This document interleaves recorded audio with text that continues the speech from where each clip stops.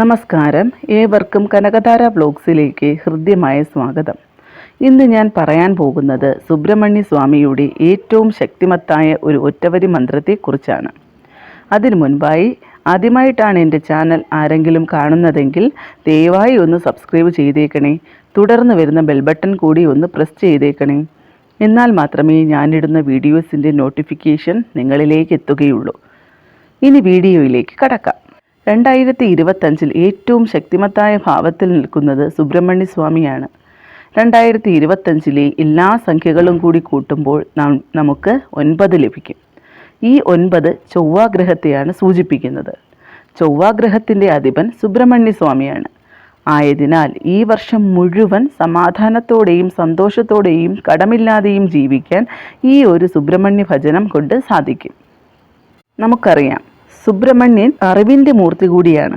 ആയതിനാൽ ജ്ഞാനപ്പഴമെന്നും സുബ്രഹ്മണ്യ സ്വാമിയെ വിശേഷിപ്പിക്കുന്നു. മയിൽവാഹകനാണ് സുബ്രഹ്മണ്യ സ്വാമി. കൊടിയടയാളം കോഴിയും വേൽ ആയുധവുമാക്കിയവനാണ്. സുബ്രഹ്മണ്യ സ്വാമി ഭൂമിയിൽ അവതരിച്ച ദിവസമാണ് കുമാരഷഷ്ഠിയായി ആചരിക്കുന്നത്.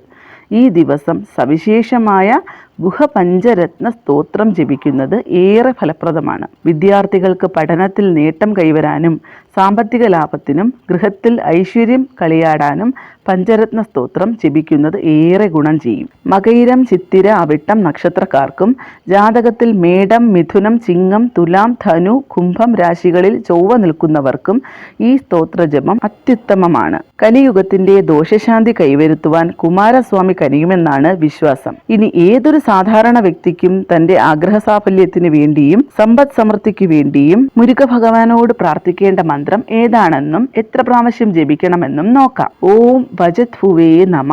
ഓം വജത് ഭുവേ നമ. ഇതാണ് അതിശക്തിയേറിയ ഒറ്റവരി മന്ത്രം. ഇത് എല്ലാ ദിവസവും 108 ജപിച്ചാൽ നിങ്ങൾക്കുള്ള എല്ലാ കടബാധ്യതകളെയും മാറ്റി നാനാ വഴിക്കു നിന്നും സമ്പത്ത് നിങ്ങളെ തേടി വരും. അത്രയ്ക്കും ശ്രേഷ്ഠമായ ഒരു മന്ത്രമാണിത്. പ്രത്യേകിച്ചും 2025 ജപിക്കുന്നത് അതിവിശേഷമാണ്. മാത്രമല്ല, എല്ലാ മലയാള മാസവും ആദ്യത്തെ ചൊവ്വാഴ്ചയോ അല്ലെങ്കിൽ അവസാനത്തെ ചൊവ്വാഴ്ചയോ അതിരാവിലെ കുളിച്ച് ശുദ്ധിയായി സുബ്രഹ്മണ്യ ക്ഷേത്രത്തിൽ മഞ്ഞപ്പട്ട് സമർപ്പിച്ചാൽ ഏത് വിധത്തിലുള്ള സാമ്പത്തിക ബുദ്ധിമുട്ടുകളും മാറി സർവ്വ ഐശ്വര്യവും ലഭിക്കുമെന്നാണ് വിശ്വാസവും അനുഭവസ്ഥരുടെ സാക്ഷ്യവും. എല്ലാവർക്കും വീഡിയോ ഇഷ്ടമായെന്ന് ഞാൻ കരുതുന്നു. ഇഷ്ടമായാൽ ലൈക്കും ഷെയറും ചെയ്യാൻ മറക്കരുതേ.